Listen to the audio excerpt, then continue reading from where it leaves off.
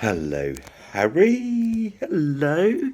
Hello, beautiful boy. Oh, yes, hello. He does this really funny thing when you stroke, if he's lying down, when he's sort of just relaxing, and you stroke his neck on this side, his back leg starts shaking and shaking because we know you love that, don't you? Anyway, this is kind of a part two regarding Harry's progress since he first turned up at the neighbourhood. And he didn't come to us in the beginning.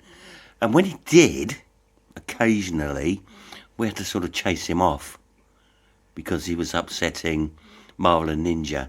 Ninja wanted to play with him.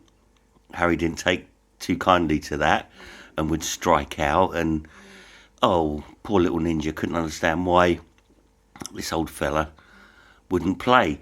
Marvel got really scared. And he would, every time Harry came in, he would hide under the sofa. And for a while, he was off his food as well. And he adopted, this is Marvel, by the way, he adopted a very strange habit that if I was feeding him, it had to be up on the worktop. And he would look out the kitchen window to see if anyone was coming in to rob him with his food. Didn't he, Harry? But that was way back at the beginning of the year.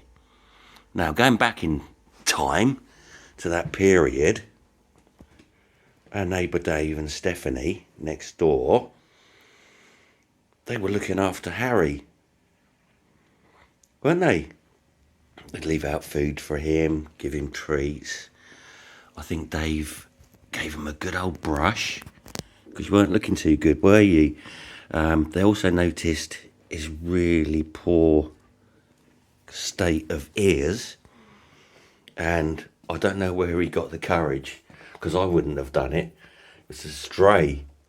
He managed to pick him up. This is Dave picking up Harry here, and he got his ears cleaned. He managed to clean his ears. What a star.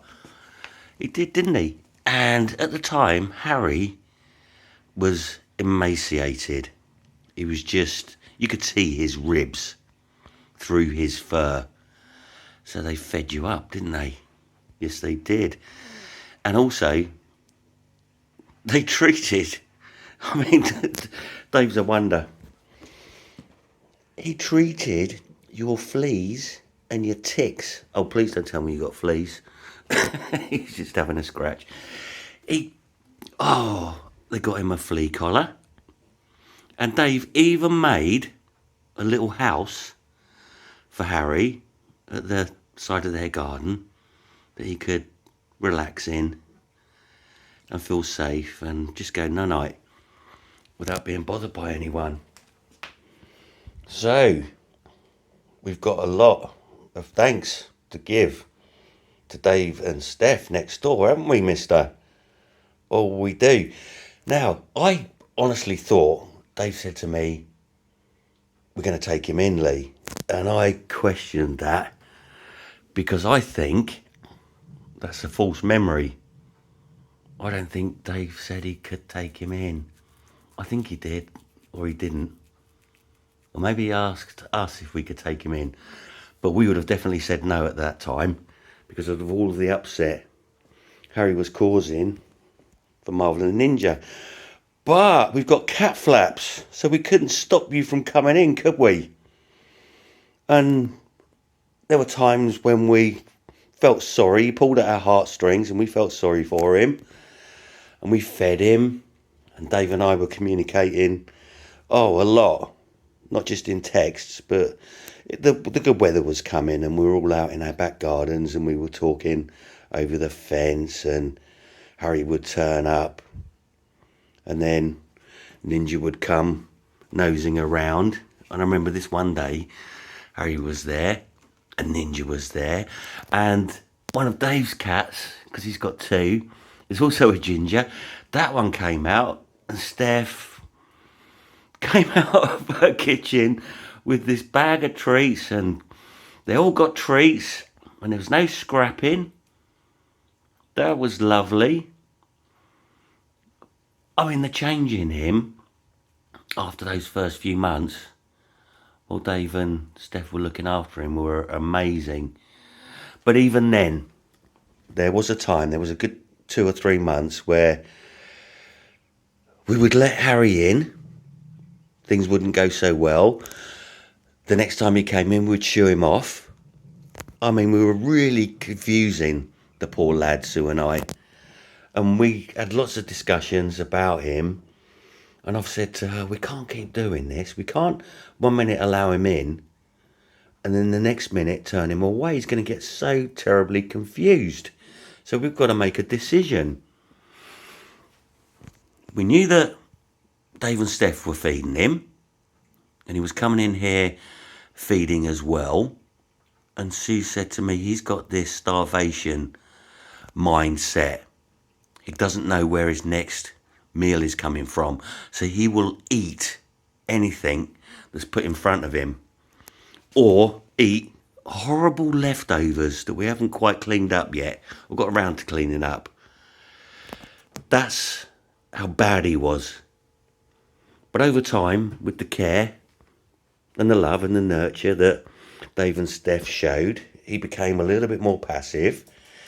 He was coming in, obviously, when we were out, because we've got cat flaps, and things seemed to settle down with Marvel and Ninja. And I remember having a conversation with Dave and saying, I think we have decided to take him in, Dave. And then, ever since then, we've been in regular contact. And Dave was probably the first person to know when Sue and I decided that we were going to try and adopt him. He was the first person we told. And he was delighted by that. And I know from a good source that you still go and visit them.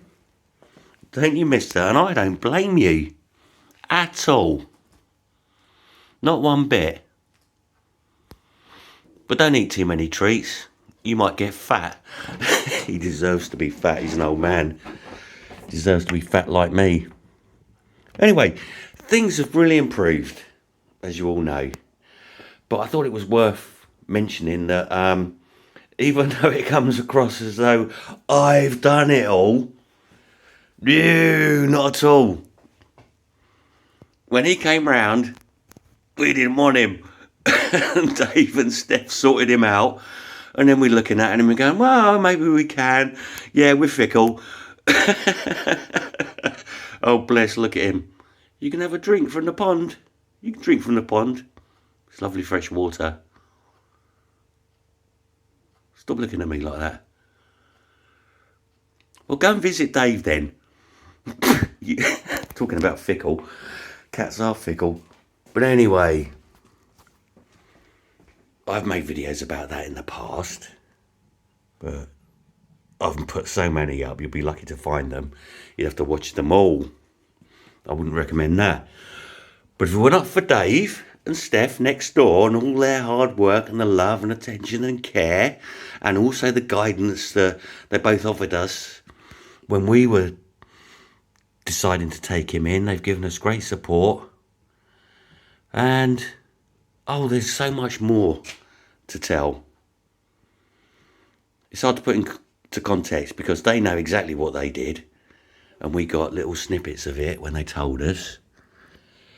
I think there was a time when Dave managed to get hold of a microchip reader because he was really trying to find whether or not Harry had an owner. He wanted to find the history. But unfortunately that chip reader didn't work. But the one at the cat clinic did. And when I mentioned to Dave that, oh, he's got a chip, I mean, he was delighted about that. We found out where he lived. And from that video yesterday, you know, some random encounters that we had that have let us know that your poor old man that used to love you and take care of you has passed away. But you've got nothing to fear now, have you? Because you got Dave, you got Stephanie, and you've got Sue and I, Marvel and Ninja. You've also got Diesel, because Dave and Stephanie next door, they're like us, they keep fish.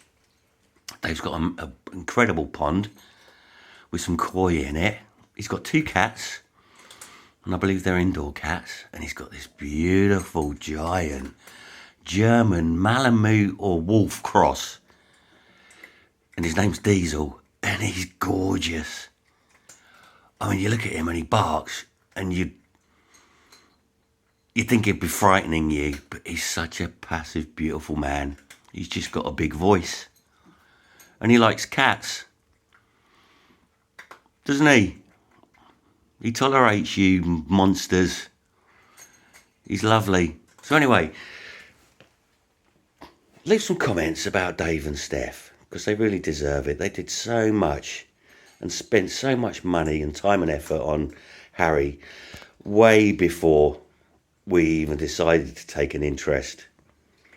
So we've got to thank them, haven't we? Haven't we, Harry? Do we thank them? Yes, we do. We do. Leave some comments and big up Dave and Steph. They're wonderful. But like I say, I was convinced they were going to take him in, and I had to question that. And before I started rambling on about things I wasn't sure about, I said, right, move that to one side. And I'm glad I've had a chance to think about it and come back and give you what I think is the real deal.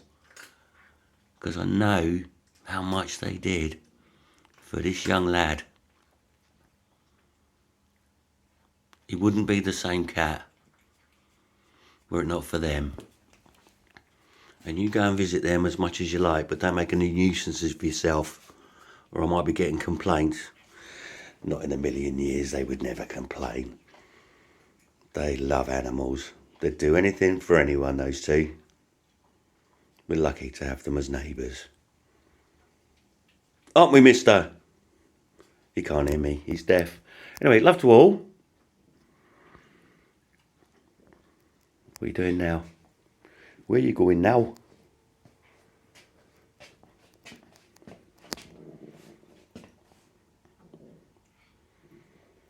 Thank you, Dave. Thank you, Steph. Thank you, Diesel. If it were not for you, this little man wouldn't be quite so happy as he is now. We owe you a lot, all of us. Bless you. See you soon, probably in the summer. We're all out in the back gardens again having chats and stuff. And when you have your next barbecue, invite me in, will ya?